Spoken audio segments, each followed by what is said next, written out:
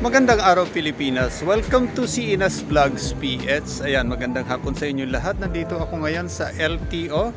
Ayan, Land Transportation Office para mag-renew ng aking lisensya ngayon. Yan. I-share ko sa inyo ang magandang experience ko. Ipapakita ko sa inyo yung mga proseso kung paano ako mag-renew ng lisensya dito sa LTO Naik, Cavite. Yan. Bago kayo pumunta sa LTO, ayan, kailangan na mag-exam muna kayo. Yan, online. At kailangan, importante, ayan, may email account kayo. At pag may email account na kayo, ayan, puntahan nyo ang LTO CDE Online Validation Examination. Ayan, may mga katanungan doon, 1 to 25. Kailangan maipasa nyo yung 50% nito. Ayan, nagkataon ang aking examination. Yan, ipapakita ko sa inyo. Nakapasa naman tayo at umabot lang tayo. Ayan, umabot lang tayo ng 72%. Ayan. Ito yung dadalhin nyo pag punta nyo sa LTO. Importante ito. Ito yung hinahanap. Pag nasa LTO na kayo, ayan, kailangan may medical.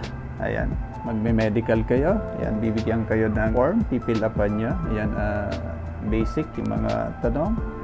Ayan, name, ayan, address, yung mga ganun lang. At mobile number. Ayan, at kukunan kayo ng dugo. Ayan, isang bag na dugo. Hindi naman, kapirasong dugo lang dito sa ako. Sa naging experience ko, ayan, tinusok ako dito. Ayan, kinunan ako ng dugo. At maya-maya nagbayad na ako ng 560. Ayan, 560 ang aking binayaran para doon sa medical examination. Dito ako nagpa-medical kanina bago ako pumunta doon sa pinaka-LTO main.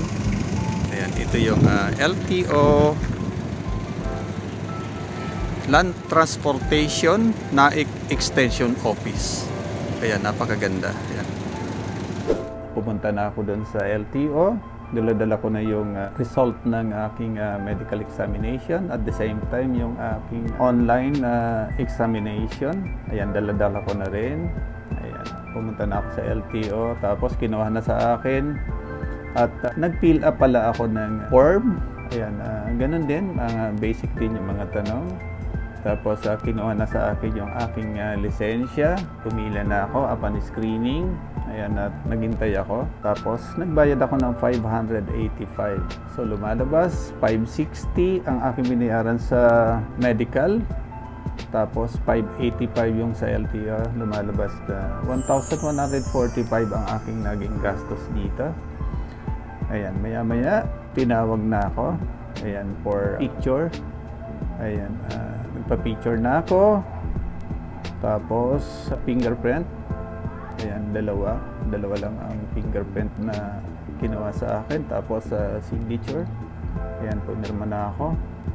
Maya lumabas ng aking lisensya. Ayan, less than 1 hour. Ayan, lumabas ng aking lisensya. At napakabilis ang proseso ng paglabas ng aking lisensya. Ayan, ipapakita ko sa inyo aking bagong lisensya ngayon.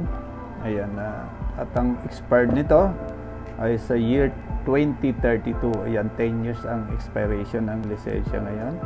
At ito rin yung pinaka-OR ng aking lisensya. At gusto kong pasalamatan nga pala ang LTO, Land Transportation Office ng Naik, Cavite, sa magandang serbisyong binigay nyo sa akin. Ayan, hindi nila alam na vlogger ako. Ayan, kaya ulitin ko, gusto kong pasalamatan uli ang LTO Land Transportation Office ng Naik, Cavite sa magandang serbisyong binigay sa akin. Ayan.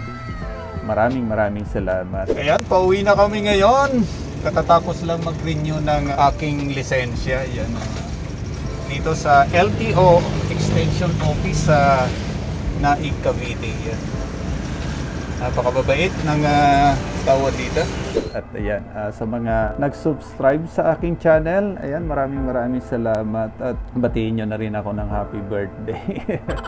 At sa mga bago kong viewers, maraming salamat din. At ayan, batiin nyo na rin ako ng happy birthday. Ayan, muli, stay safe, stay home, God bless, Diyos mabalos.